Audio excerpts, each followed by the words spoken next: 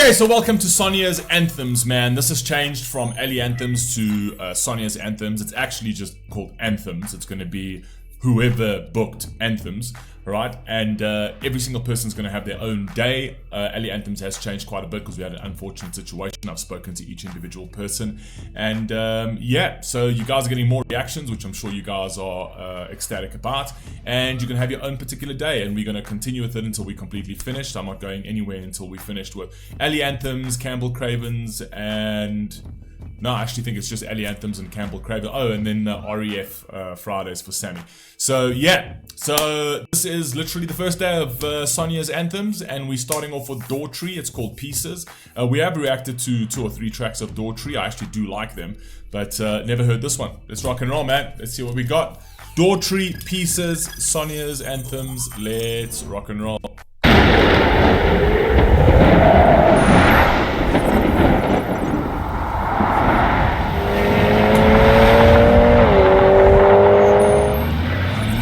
Toretto from Fast and the Furious.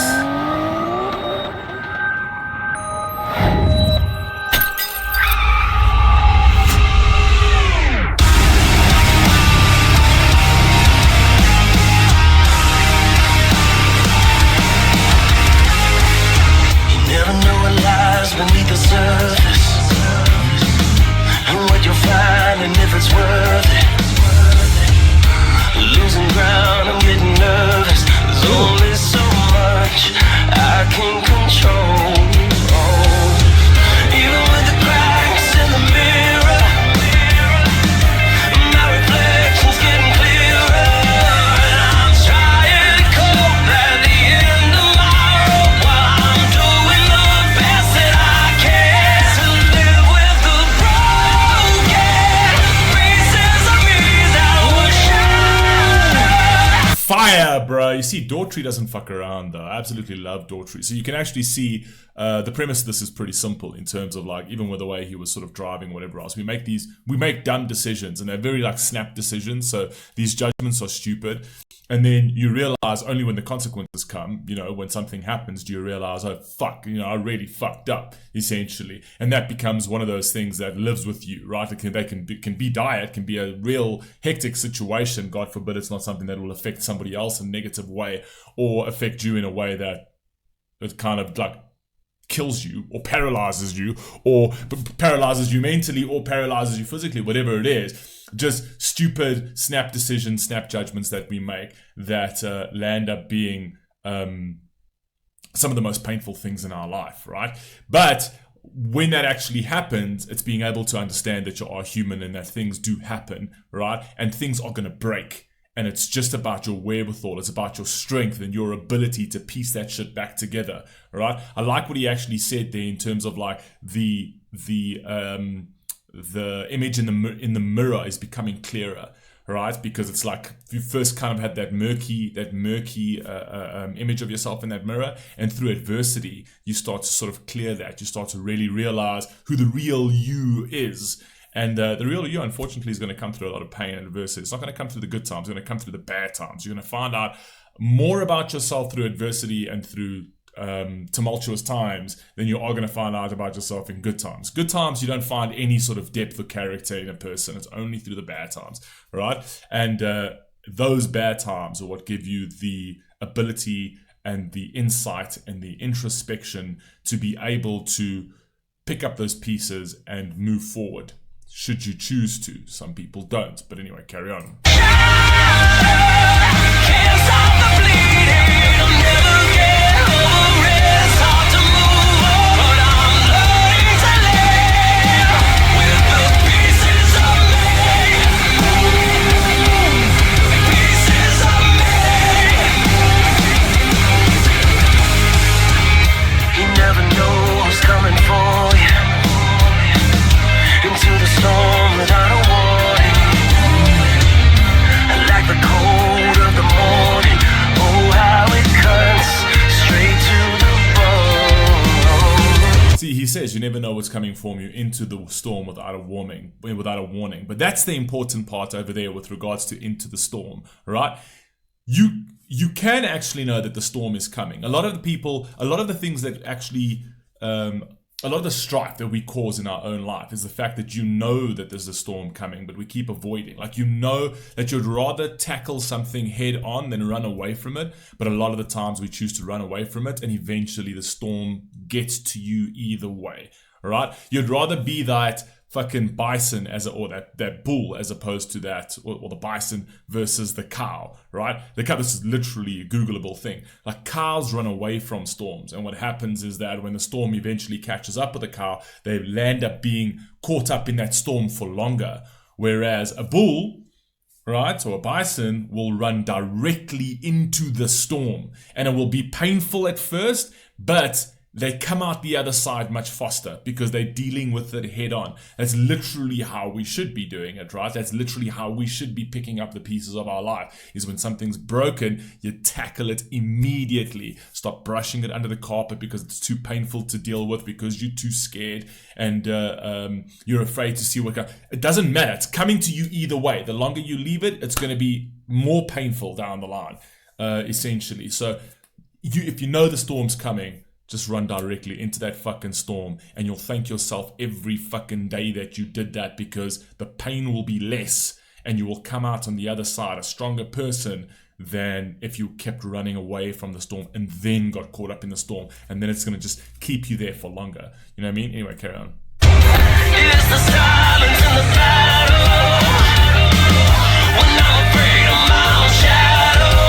When I'm reaching for hope at the end of my road. Well, I'm doing the best that I can to live with the broken pieces of me that were shattered. Can't stop the bleeding. I'll never get over it. It's hard to move on, but I'm learning to live with the pieces of me. Pieces of me.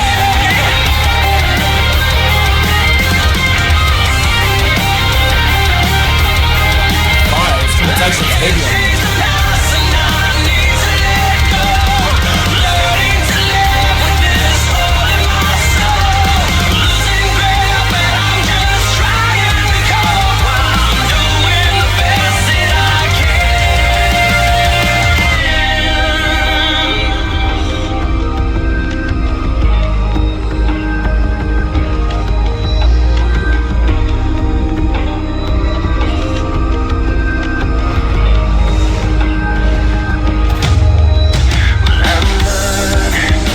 I love the representation of a wolf in this video as well, because like, wolves are powerful fucking animals, unbelievably smart animals as well, but they're also pack animals, right? So they surround themselves with strong, like for like sort of characters and wolves as well. Well, characters, they're going to be wolves, right?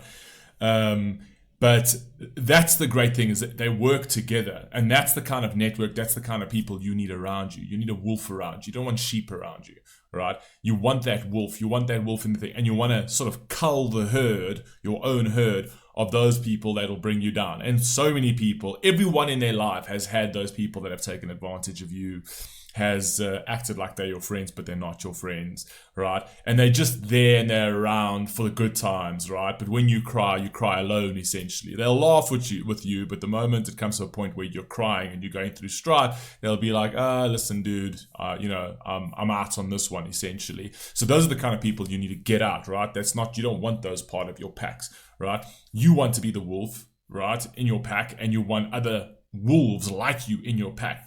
Leaders need leaders by their side, right? Leaders don't want, if you're a true leader, you want a leader by your side. If you want followers by your side, you're not a fucking true leader. And that's what you get in the world today. In the world today, you're getting leaders who want followers, right? That just means that they are the be all and end all, and their say is everything, because everybody else is yes man. Right, the yes men to them. A true leader wants the criticism. A true leader wants another leader by their side that's going to push them, challenge them, right? That's what's going to make you a true leader. If you just want sheep and you want followers by your side, then you're not a true leader. Do you know what I mean? A true leader should be able to take the weight of other leaders tugging on him to be like, listen, this is not what you're doing is wrong. right? You want to be checked. You want to be kept in check, right? That's what keeps you as a powerful, uncorruptible leader. But we don't have much of that today. So anyway, carry on.